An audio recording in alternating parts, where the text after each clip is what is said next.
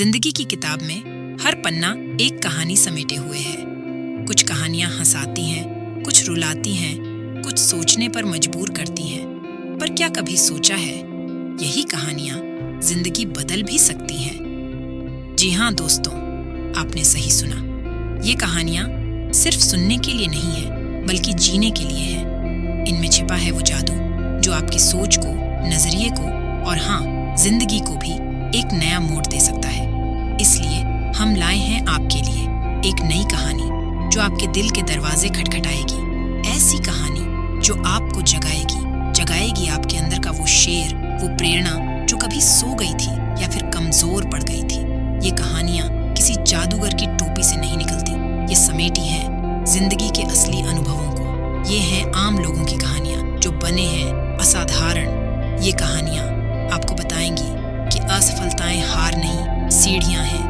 ये कहानियां आपको सिखाएंगी कि कमजोरियां बोझ नहीं, ताकत है।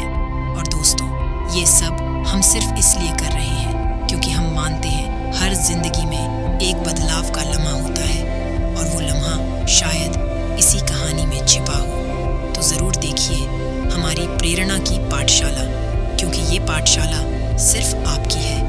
ये कहानियां आप तक पहुंचाने का हमारा ये छोटा सा प्रयास समाज को बेहतर बनाने की दिशा में एक कदम है, क्योंकि जब आप बदलेंगे तो समाज बदलेगा। तो दोस्तों, जुड़िए हमारे साथ इस सफर में जहां कहानियां बदलेंगी जिंदगियां। पाठशाला प्रेरणा की हर कहानी जिंदगी बदलने की। तो चलिए दोस्तों, आज की कहानी शुरू करते हैं। पुनर्जन्म का रहस्य। दिल्ली में एक युवा डॉक्टर अमित अपनी पत्नी अनीता के साथ रहता था। अमित एक अच्छा डॉक्टर था और उसे अपने काम में बहुत आनंद आता था। वह हमेशा दूसरों की मदद करने के लिए तैयार रहता था।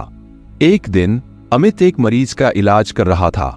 मरीज बहुत गंभीर था और उसकी जान को खतरा था। अमित ने मरीज को बचाने के लिए अपनी पूरी कोशिश की, लेकिन वह सफल नहीं हो सका।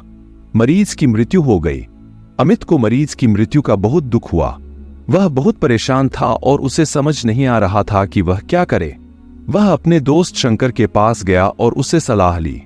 शंकर ने अमित को गीता का एक श्लोक बताया। इस श्लोक का अर्थ है कि अपने इस शरीर को त्यागते समय मनुष्य जिस भाव का स्मरण करता है, वह अगले जन्म में उस भाव को निश्चित रूप से प्राप्त करता है। अमित ने इस श्लोक को ध्यान से सुना और उसे बहुत अच्छा लगा। उसने सोचा कि शायद वह ही मरीज की मृत्यु के लिए जिम्मेदार था। शायद उसके मन में मरीज के लिए नकारात्मक भाव थे, इसीलिए मरीज की मृत्यु हुई। अमित ने अपने मन को बदलने का फैसला किया। उसने सोचा कि वह हमेशा दूसरों की मदद करेगा और उनके प्रति सकारात्मक भाव रखेगा। अमित ने अपने काम में और भी मेहनत करना शुरू कर दिया। वह मरीजों की हर संभव मदद करता था। वह हमेशा दूसरों के प्रति दयालु और मददगार रहता था। कुछ सालों बाद अमित एक प्रसिद्ध डॉक्टर बन गया था। वह दुनिया भर के लोगों की मदद कर रहा था। वह हमेशा दूसरों के प्रति सकारात्मक भाव रखता था। एक दिन अमित को एक मरीज मिला जो बहुत बीमार था। मरीज की जान को खतरा था।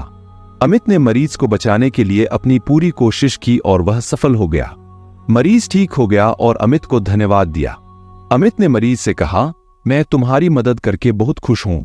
मैं हमेशा दूसरों की मदद करने के लिए तैयार रहता हूं। मरीज ने अमित से पूछा, आप इतने दयालु और मददगार क्यों हैं? अमित ने कहा, मैंने एक गीता श्लोक सुना था, अपने इस शरीर को त्यागते समय मनुष्य जिस भाव का स्मरण करता है, वह अगले जन्म में उस भाव को निश्चित रूप से प्राप्त करता है। मैंने सोचा कि शायद मैं बहुत पहले अपने एक मरीज की मृत्यु के लिए जिम्मेदार था। शायद मेरे मन में मरीज के लिए नकारात्मक भाव थे, इसीलिए मरीज की मृत्यु हुई। इसलिए मैंने अपने मन को बदलने का फैसला किया। अब मैं हमेशा दूसरों की मदद करूंगा और उनके प्रति सकारात्मक भाव ही रखूंगा। मरीज ने अमित की बात सुनी और उसे बहुत अच्छा लगा। उसने अमित को धन्यवाद दिया और कहा, आप एक महान इंसान हैं।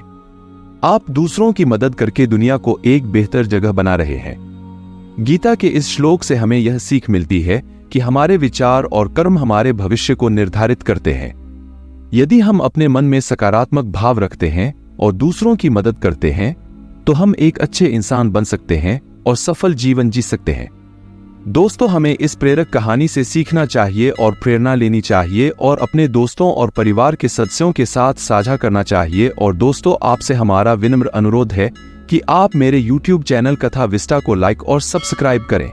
आपके लाइक और हमारे चैनल को सब्सक्राइब करने से हमें प्रोत्साहन मिलता है और आगे भी हम आपके लिए और दिलचस्प कहानियां लाते रहेंगे। हमें सुनने के लिए और अपना कीमती वक्त देने के लिए बहुत बहुत धन्यवाद। दोस्तों, ये कहानी आपको कैसी लगी नीचे कमेंट बॉक्स में लिखकर हमें जरूर बताइएगा। और हाँ दोस्तों, नीचे दिए गए बेल आइकन को जरूर दबाइएगा ताकि जब भी हमारा वीडियो आएगा तब आपको तुरंत मालूम हो जाएगा। जय हिंद।